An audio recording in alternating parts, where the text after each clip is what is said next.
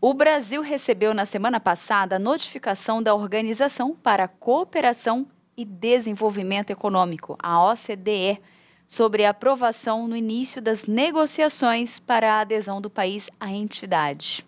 Pois é um processo de negociação longo, não tem prazo definido, mas participar da OCDE pode permitir o acesso do Brasil a grandes investidores institucionais, além da nossa economia ganhar um impulso positivo com o selo da organização. Mas quem está com a gente no Notícias do Bem para falar sobre esse assunto ao vivo nessa terça-feira é o economista Ubiratã Lima. Bira, seja bem-vindo mais uma vez ao Notícias do Bem, sempre um prazer recebê-lo aqui. E agora para a gente explicar um pouco mais esse negócio de OCDE, porque desde a semana passada que a gente está ouvindo falar de OCDE, enfim, né? Vamos começar pelo começo. Primeiro, eu queria que você explicasse para a gente, né, para os nossos web telespectadores, finalmente, o que é essa organização, quem ela reúne e qual o objetivo dela, Bira? Bom dia, Tainá, bom dia, Quirino. Notícias do bem com boas notícias que fazem bem. O convite para participar aí da OCDE, Organização para a Cooperação e Desenvolvimento Econômico, é um grande clube dos países que eram considerados lá os países ricos. É uma organização que foi fundada em 61 em Paris, 38 países participam da OCDE, e são países que estão fomentando as melhores e boas práticas de comércio, de comportamento, de desenvolvimento econômico. E é um processo antigo, como vocês falaram aí, esse processo todo ele começou lá atrás, foi ainda na época do governo Fernando Henrique, começaram as primeiras tratativas, passou por todo o governo Lula, governo Dilma, o protocolo da intenção foi feito pelo Michel Temer e agora estamos aí recebendo o primeiro convite para fazer a participação formal aí. Tem uma série de ajustes, série de providências que o Brasil tem que tomar, mas é como se a gente agora saísse daquele laguinho e começasse a fazer aí as nossas incursões pelo grande mar da economia. Vamos falar de igual para igual com países que têm um posicionamento econômico e político mais maduro, que têm ali regras um pouco mais maduras e que têm ali possibilidades de fazer grandes, maiores e melhores negócios. E se a gente for analisar, assim, né, é um privilégio, assim, para o Brasil estar participando, né, porque nós estamos envolvidos ali com países bem desenvolvidos, assim, né, como é que a gente pode ver essa questão, né, da gente estar inserido, né, quais as ações que podem acontecer com esses acordos? Sensacional, Tainá. Você sabe que é muito engraçado porque a OCDE, até pouco tempo atrás, aí, antes do ingresso de outros países também nessa fase de ascensão econômica, ele era conhecido como o Clube dos Países Ricos. Então era quase um clube do Bolinha, onde alguns países se reuniram ali para fortalecer as suas relações econômicas e colocaram ali regras de boas práticas. E agora é um grupo conhecido como o Grupo das Boas Práticas. O Brasil, adentrando nisso, sinaliza para o mundo inteiro que ele é aderente dessas boas práticas que envolvem uma série de fatores. Desde a educação, da grade educacional, das maneiras como a gente resolve as contendas internacionais, como que a gente conduz a nossa política fiscal, econômica, o que a gente tem de compromisso com a ESG, com sustentabilidade, com governança. Os países que fazem parte ali da OCDE, eles se baseiam em 3 grandes pilares: informar, influenciar e criar padrões de referência. O Brasil adentrar na OCDE não muda imediatamente a vida da gente aqui no dia a dia, mas ele está sinalizando um amadurecimento muito grande do país, tanto como comportamento econômico, como comportamento de sustentabilidade também, que é muito importante para a gente, Tainá. Agora, quando a gente fala de boas práticas, a gente, no Brasil, vai ter que passar obrigatoriamente por uma reforma tributária, na sua opinião, Bira? Eu acho que, independentemente da OCDE, o Brasil precisa passar por uma reforma tributária mais cedo ou mais tarde. Mas sim, inclusive um dos pontos que, muito bem observado, que um dos grandes pontos aí que gera ali algum tipo de atenção, de ponto de atenção para a gente lá na OCDE, é, por exemplo, a questão da tributação internacional. As próprias operações com o IOF, por exemplo, para fazer as transações internacionais ali, eles com certeza vão bater para a gente fazer essa revisão, ter uma política tributária mais equânime, que possa ser comparável com esses países aí mais desenvolvidos, melhores acessos aí a políticas cambiais, acessibilidade de moedas estrangeiras. A gente vai navegar por isso sim, querido, muito bem observado aí.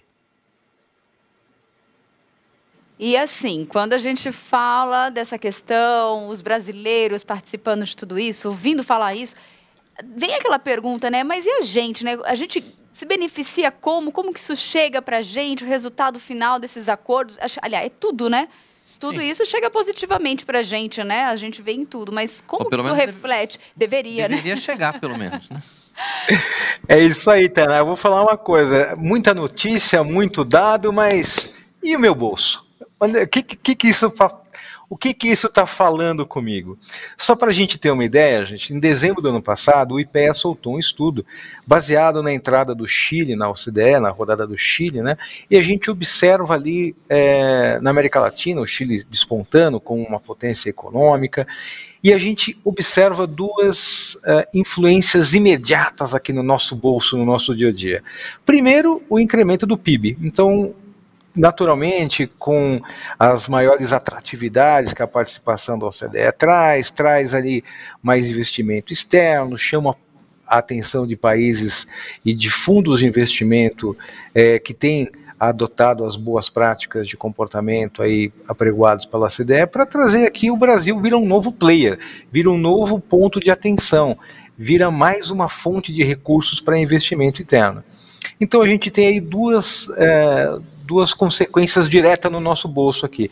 Primeiro, o aumento do PIB. E segundo, esse investimento do recurso externo, que gera mais fluxo na economia, traz mais dinheiro, e aí traz todo o ciclo positivo disso, né? Vira um círculo virtuoso e não mais um círculo vicioso, como a gente tem aí observado. Perspectivas boas aí de médio e longo prazo, viu? Pois é, isso inclusive deve refletir, a gente mostrou agora há pouco, né, uma reportagem sobre a queda do desemprego, uma queda discreta, mas enfim, qualquer queda em desemprego é importante, afinal de contas, né, geração de emprego é sempre importante. Isso também pode implicar em mais empregos, dados os novos investimentos que podem vir para o Brasil a partir do selo da OCDE, né? Sem dúvida, Ken. Quando a gente fala de desemprego, principalmente, mais vale uma taxa de caimento do desemprego discreta do que qualquer taxa de crescimento, né? Então, qualquer notícia que o desemprego diminui aí é notícia boa para a gente. Vamos lá. A curto prazo, a gente não vai vislumbrar nenhuma grande mágica aí relacionada ao desemprego, tá? Mas todos os índices econômicos, inclusive desemprego, vão ser positivamente afetados por esse ajustamento comportamental que o Brasil vai precisar fazer nos próximos anos aí. Então, muito mais do que a efetiva aceitação do Brasil na OCDE, é todo esse caminho, toda essa agenda positiva que a gente vai trilhar até lá, e com certeza isso vai ter impacto positivo, sim, aí que a gente vai ter mais gente empregada, mais dinheiro na economia, mais gente trabalhando e gerando renda. A gente estava falando de prazo, né? Quando a gente fala desse processo do Brasil na OCDE, é um processo que começou no governo passado, se não me engano, começou no governo Temer, não é isso? Agora nós recebemos essa notificação, mas esse processo não tem prazo, quer dizer, pode durar mais um mês, pode durar mais um ano, enfim, pode ser, inclusive, que o próximo governo herde essa entrada oficial, vamos dizer assim, na OCDE e conseguir cumprir todos os protocolos que eles exigem, né? Você está certo, querido. É um processo longo. Na verdade, as primeiras conversas com a OCDE começaram no governo de Fernando Henrique Cardoso. Nossa. Passou por todo o governo Lula, passou pela Dilma, e o Temer fez o protocolo da Carta de Intenções, né? Por isso que ele ficou marcado, estigmatizado, e você está muito correto na sua observação.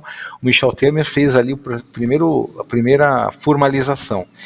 E deve passar pelo governo atual e, quiçá, o próximo governo, e eu digo por quê. A estimativa aí, embora não tenha nenhuma data fechada, não tenha um protocolo de entendimento de datas, mas a gente está falando aí de 4, 5 anos, aí pelo menos a estimativa para que a gente tenha essa formalização.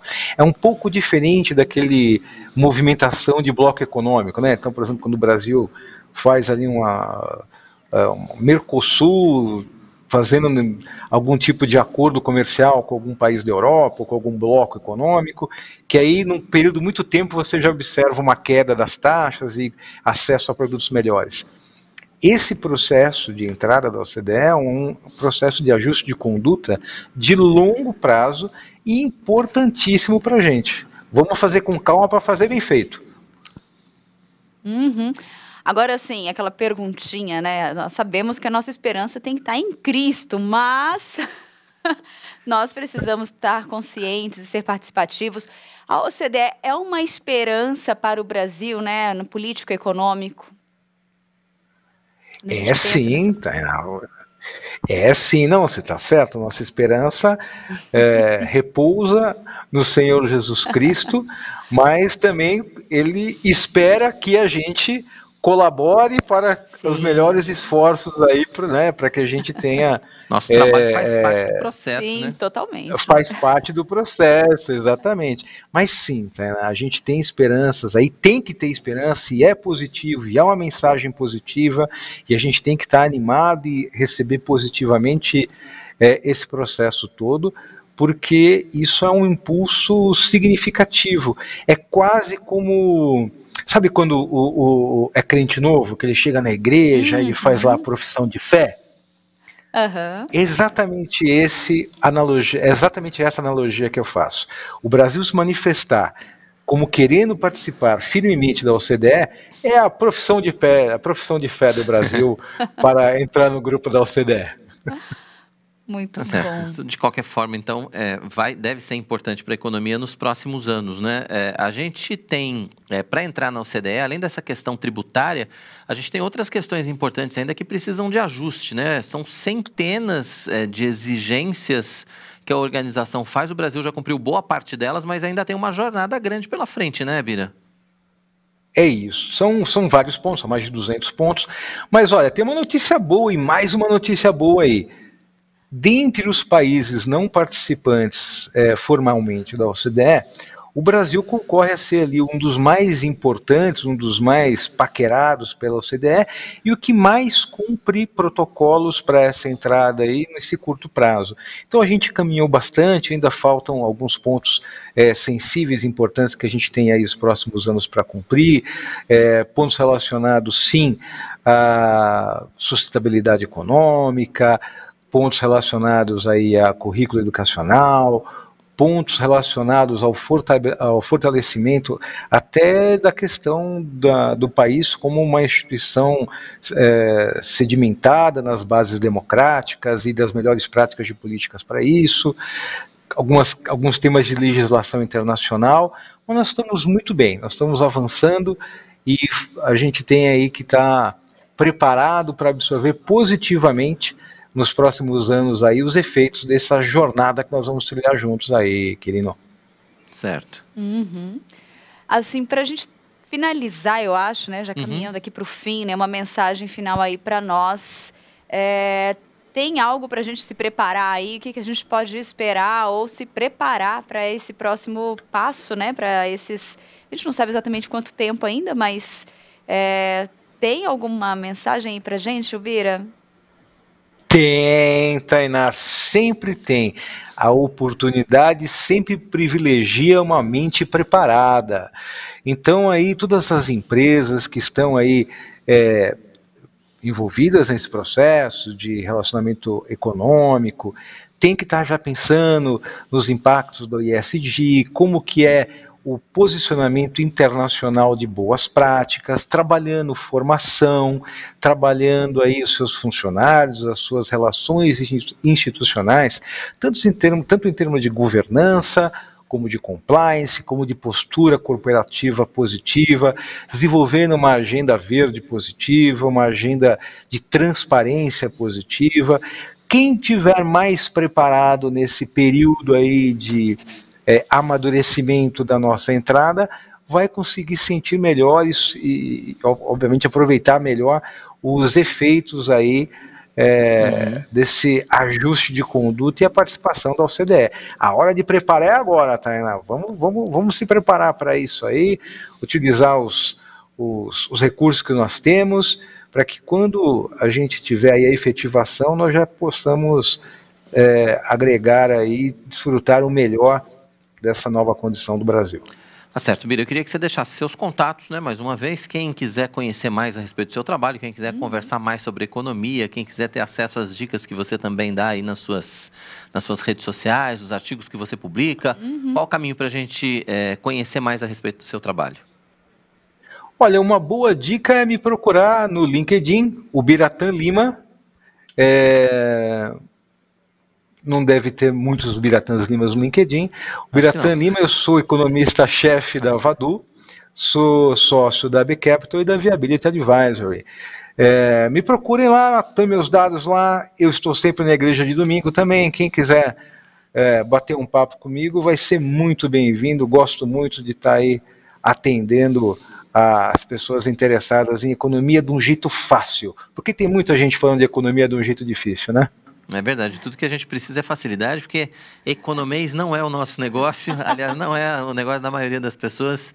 Então, quanto mais fácil, mais acessível, né, melhor para todos nós que somos leigos nesse assunto. Bira, obrigado pela sua participação, sempre um prazer grande receber você aqui no nosso Notícias do Bem. Até a próxima, então. Até a próxima, a recíproca é verdadeira. Tainá e Quirino, paz e bem.